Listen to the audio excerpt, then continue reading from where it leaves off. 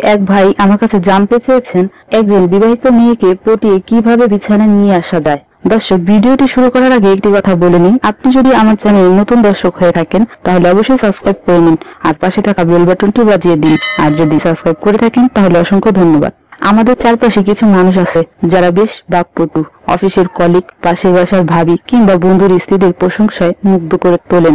মনে হতে পারে এগুলো শুধু প্রশংসা বাক্য, কিন্তু এর গভীরে লুকিয়ে থাকে বিবাহিত মেয়েদের পটিয়ে পরকীয়া করার অসৎ উদ্দেশ্য। আজকের ভিডিওতে জানাবো এমন 7টি কৌশল যেগুলি প্রয়োগ করে যে কোনো বিবাহিত মেয়েকে পটাতে পারবেন। এর জন্য অবশ্যই আপনাকে সম্পূর্ণ ভিডিওটি দেখতে হবে। নাম্বার 1, ভাবি আপনি 2 বাচ্চার মা, আপনাকে দেখলে কেউ বিশ্বাসই করবে না, দেখে মনে হয় মাত্র ইন্টার পাস করেছেন। সিরিয়াসলি? এই কথা শুনে ভাবি তো আহ্লাদে 8 দুগুণে 16 আনা। একটু লজ্জা পেয়ে ভাবি বলেন, সেই সময় কি আর আছে, বয়স হয়েছে না। নাম্বার 2, আপু একটা কথা বলবো, অনেক দিন থেকে ভাবছি কিন্তু হেজিটেশন করে বলা হচ্ছে না। আপনি এমনিতেই সুন্দর, কিন্তু নাকের পাশের তিলটা আপনাকে একদম পরি বানিয়ে দিয়েছে। এত সুন্দর, জাস্ট অসাধারণ লাগে। আপু তো শুনে একদম কাঁদ, বলেন সত্যি বলছেন? আপনি আসলে সমাজের লোক। নাম্বার 3, মন খারাপ কেন ভাবি? ভাইয়া ঝগড়া টগড়া করলো নাকি? আপনার মতো এরকম একটা মানুষের সাথে ঝগড়া করা যায়? বিশ্বাসই হচ্ছে না। ভাবি দীর্ঘশ্বাস ছেড়ে বলেন, বললেন না, আপনার ভাই কোনোদিন বোঝার চেষ্টাই করলো না। নাম্বার 4, একটা কথা বলি, কিছু মনে করবেন না তো?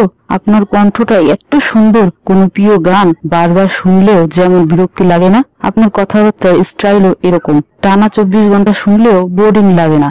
এই কথা শুনে সুন্দর কণ্ঠওয়ালি তো আবেগে গদগদ। বলেন, সত্যি বলছেন ভাই? এই শুনছো? স্বামীকে উদ্দেশ্য করে দেখো কি বলছে, তুমি বুঝলাম আমাকে। নাম্বার 5, আপনি যা ইচ্ছে মনে করতে পারেন, আজ থেকে আপনাকে আর আন্টি রাখবো না, বলে দিচ্ছি। দেখলে মনে হয় আবার বিয়ে দেওয়া যাবে, আর আপনাকে ডাকবো আন্টি? না, আর না। আন্টি তো স্কুল পুরো মেয়ে হয়ে যান। বলেন, যা, আমার তো লজ্জা লাগছে, এভাবে কেউ তো কখনো বলেনি তাই। নাম্বার 6, একটা কথা বলবো, নীল শাড়িতে আপনাকে দারুণ মানাইছে। না না না, তেল দিচ্ছি না, সত্যি বলছি, সত্যি অনেকটা কোয়েল মল্লিকের মতো লাগে আপনাকে।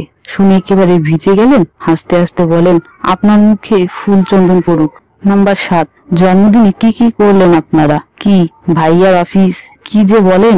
আমি এরকম একটা বউ পেলে জন্মদিন উপলক্ষে 1 সপ্তাহে ছুটি নিতাম। হাইসেন না, সিরিয়াসলি। শুনে তো চোখ কপাল উঠে গেল। ধীরে ধীরে দীর্ঘশ্বাস ছেড়ে বলেন, আমার ভাগ্যটাই খারাপ, আপনার মতন রোমান্টিক মানুষ পেলাম না। কিছু কিছু পুরুষ আছে যারা এভাবে কলিগ, ভাবি, বন্ধু, বউদের প্রশংসা বাক্যে প্রাণ মন ভিজিয়ে ফেলে।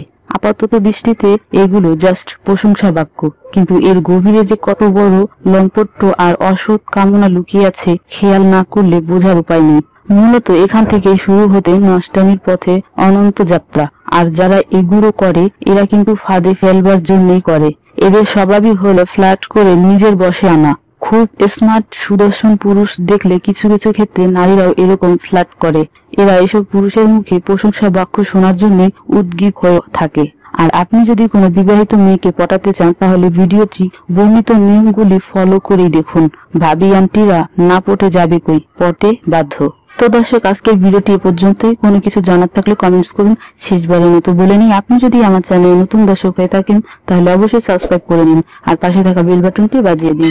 আর যদি সাবস্ক্রাইব করে থাকেন তাহলে অসংখ্য ধন্যবাদ।